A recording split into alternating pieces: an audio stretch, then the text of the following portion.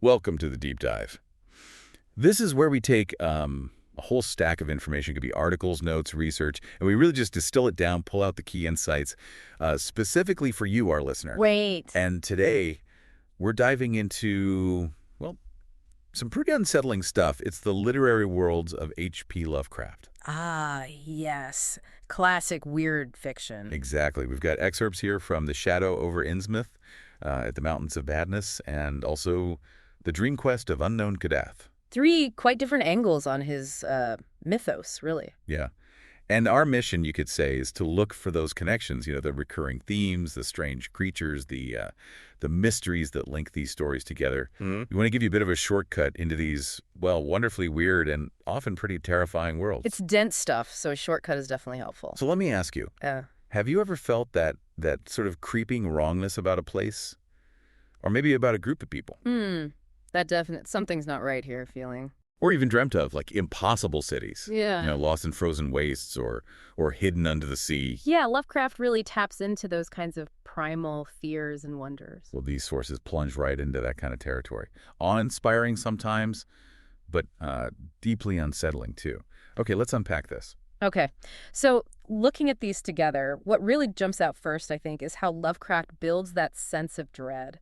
It often starts quite mundanely, doesn't it? Yeah, like in Shadow over Innsmouth. The narrator's just on a trip, right? Genealogy, trying to save a buck on travel. Exactly. He's going from Newburyport to Arkham, and the ticket agent suggests this cheaper bus through Innsmouth, and right away there's this feeling. Yeah, you get that vibe immediately. Yeah. The locals seem to just avoid the topic or actively dislike the place and its people. There's an aversion, a definite sense that something is wrong with Innsmouth, even before you get there. It makes you ask, what is it? What's going on? And it anchors it, too, doesn't it? Using real places like Newburyport and Arkham. Yeah. It feels grounded at first. Right, before it spirals into the truly bizarre. It's that buildup of otherness he does so well. So the narrator gets there, and the descriptions, the decay is palpable, but it's more than just poverty, isn't it? It's the people. Oh, absolutely. The physical descriptions are key. Those narrow heads, the flat noses, the bulgy staring eyes that don't seem to close properly. Yeah, creepy. And the skin, rough and scabby, and necks all shriveled, early balding. It's specific. It is. And even animals apparently don't like them. These are all visual clues, right? Hints that this isn't just, an isolated community. It's something different, something biologically off, maybe. Yeah, a divergence. And then you have the rumors swirling around. The whispers. Captain Webmarsh. Right, back in the 1820s, 30s, bringing back odd specimens. Yeah. And his family history is weird, too. His mother being a South Sea Islander, him marrying an Ipswich girl, causing a scandal. And Old Man Marsh, the descendant, the refinery owner, reclusive, supposedly some kind of skin disease or deformity. All points back to Obed. And that strange jewelry seen on the Marsh women, sometimes sold by sailors. Like, where did that come from? Yeah, was it trade? Or maybe pirate treasure from Devil Reef, that black line out at sea? It's another piece suggesting outside contact, but not normal contact. And they kept buying those native trade things, didn't they? Like cheap glass and rubber stuff, even after shipping declined. Why? It suggests a continuing relationship, doesn't it? A need for these specific, seemingly worthless items. It implies that whatever connection Obed established, it didn't just stop. It's deeply rooted. So this strange kind of streak in the Innsmouth folk, it's making sense. And the hints about foreigners who settled there meeting bad ends, discreetly, of course. And it paints a picture of a very closed, very guarded, and frankly dangerous community if you pry too much. And the town itself feels isolated.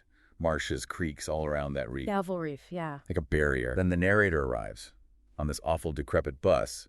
The driver even looks alien. Yeah, another hint of that Innsmouth look. And the landscape is just desolate.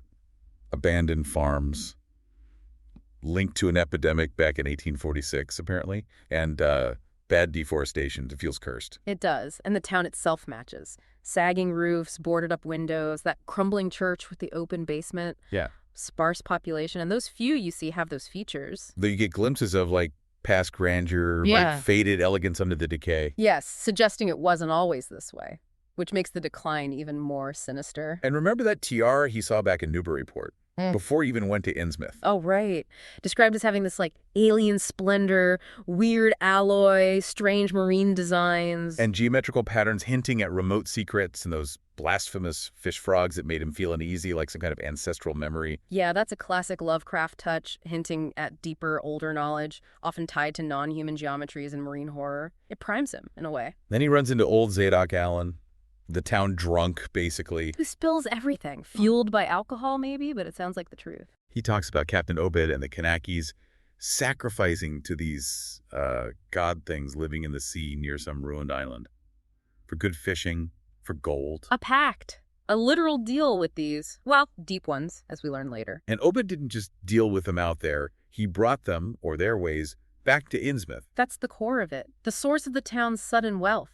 The fishing, the refinery, and the source of its degeneration. And the Innsmouth look. Zadok confirms it. It's interbreeding. Yes, a physical manifestation of that unholy alliance. And the Order of Dagon. The cult that manages it all. Sacrifices to Mother Hydra and Father Dagon. It's terrifying. He talks about a specific night, hordes of these beings on Devil Reef and in the town. A night of transformation, perhaps. Yeah. When the pact was fully cemented, maybe violently. And the rules of the pact. Yeah. Sacrifices, providing harbor for them, and in return, they leave outsiders alone, unless they start poking around. Which is exactly what the narrator's doing. Zadok mentions Barnabas Marsh, Old Man Marsh's son, presumably changing. Can't shed his eyes no more, and is all out of shape, and soon he'll take to the water. The final stage of the transformation. Yeah. Becoming one of them completely. And the sounds. Howling for the churches, the Order of Dagon Hall, strange noises from Devil Reef on specific nights like May Eve and Halloween. Ritual nights. It's a living, breathing, horrifying cult. So, understandably, the narrator decides he needs to get out. Fast. His fear just builds and builds. And his escape is just harrowing. The Gilman house, that awful hotel. Yeah, the musty room, the noises outside his door, trying to get in. Him barricading it. It's pure nightmare fuel. Then escaping onto the rooftops. He's being chased by these silent, panting figures. It's so visceral. And just managing to get out of town, onto the road towards Arkham. But even then. That smell, the fishy odor, it sticks with him. It does. It's like the town's taint follows him. A sensory reminder that you can't just walk away clean from something like Innsmouth. It suggests the contamination is deeper. And it is deeper, isn't it? Because later, he starts looking into his own family history. Yes, this is where it gets really personal and even more disturbing. His grandmother. Turns out she was a Marsh. From a New Hampshire branch, but educated in France. Always seemed strange. Terrifying, even. And his Uncle Douglas, who killed himself after a trip to New England. Yeah. Connecting the dots. Then he finds some old family jewelry, the Orne jewelry. And it's described as grotesque, repulsive, legends of bad luck around it. But the crucial thing is, it looks like the Innsmouth tiara he saw in Newburyport. The resemblance makes him faint. That's the moment of dawning horror. The connection is undeniable. And he realizes, I had the true Marsh eyes. He sees it in himself. Devastating. Yeah. The horror isn't just external anymore. It's internal. It's in his blood. He's part of it. Then the dreams start. Really? Intense dreams. Watery spaces, yeah. Sunken cities. Grotesque fish. And then other shapes appear. And in the dreams, he starts changing, worshiping at these evil underwater temples. His subconscious is basically accepting or revealing his heritage. It's the transformation beginning, mentally at least. Until finally he meets them. In the dream, or maybe it's more than a dream, his grandmother, and even his great-grandmother, Tugili. Down in the underwater city, Yanthlai, they're deep ones now. Immortal. And they tell him about their connection to Great Cthulhu and how they're planning a resurgence. It's this full revelation of the larger cosmic picture he's now part of. He even sees a Shoggoth down there and wakes up knowing he definitely has the Innsmouth look now. The change is physical. The transformation is complete, or nearly so. And the ending is just chilling. He accepts it. He longs for the sea deeps. He's planning to break his cousin, who presumably also has the taint, out of a sanitarium. And go join them in Yanthlai. Forever. Complete surrender. It's incredibly bleak. It really is. It shows the terrifying allure that this kind of ancient power and, well, immortality, even in monstrous form, can have.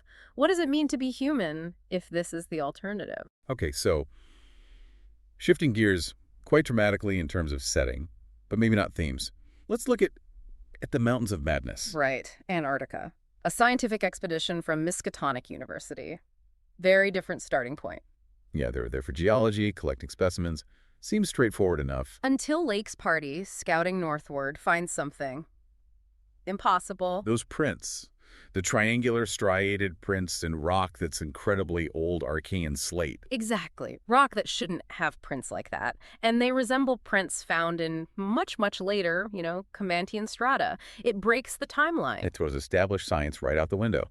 What could make those prints that long ago? And then they find the actual specimens, the source of the prints. And Lake's descriptions. I mean, he's a scientist trying to be objective, but he's clearly baffled. Completely. Are they vegetable? Animal? Something else? That starfish-shaped head? The tubes ending in eyes and mouths? The wings? He calls them the elder ones, or old ones. A provisional name for something utterly alien, and the dissection attempts. Yeah, thick, dark green fluid instead of blood. They seem amphibious. Maybe they hibernate. And vocal organs that suggest some kind of musical piping. Everything about them is just wrong from a human biological perspective. Then that blizzard hits. Fierce wind, visibility 0. And they lose radio contact with Lake's camp. Yeah, silence, which is never good in these stories. So the main party finally makes it there, and the camp is devastated. Ravaged, shelter smashed, machinery messed up, sledges gone. And the bodies. The dead men and dogs. Except one dog is missing, and Gedney, one of the men. But it's how they find the others. The 6 biological specimens, the elder ones, are carefully buried under these strange snow mounds. 5-pointed mounds, like those weird greenish soapstones they found earlier with dot patterns. Yeah, suggesting a connection, a deliberate burial. Right. But the human and dog bodies. Gruesome. Tissue neatly cut out and removed, and sprinkled with salt. Why salt? Preservation. Ritual. It suggests intelligence, a purpose behind the mutilation. It wasn't just a wild animal attack. And in the dissecting tent, remains of a dissected man and dog. But the instruments are cleaned, the gasoline stove used for melting snow is missing, litter of matches. Someone, or something, learned dissection from observing Lake's work, used the stove, and then cleaned up. It's methodical and deeply disturbing. What happened to Gedney and the missing dog? Were they taken? Did they participate? Unanswered questions that just heighten the horror. So the narrator and Danforth decide to fly further over those immense mountains. And that's when they see it, beyond the pass, the city. Oh man, Cyclopean? Ancient beyond imagining? Hidden? Monstrously weathered, gigantic scale, towers, bridges, architecture that predates anything human by, well, who knows how long, eons. With those horizontal bands of sculptures everywhere telling a story. Again, with those dot groups like on soapstones and the snow mounds. It's tangible proof of this utterly alien, incredibly ancient civilization. It just dwarfs humanity, makes our entire history seem like a blink of an eye. So they explore this dead, frozen city. The scale is just impossible to grasp. Labyrinthine. And the sculptures. They depict the history of these star-headed beings, the elder ones. Maybe their mythology, maybe literal history. Showing their arrival from space, from other galaxies even. Wars with other things. Cthulhu spawned the Mygo from Yuggoth. It's a cosmic history lesson, yeah. And it reveals the elder ones actually created life on Earth, or at least manipulated it, including maybe the ancestors of humanity as a food source, or slaves. And the maps show Earth's geography changing over millions of years.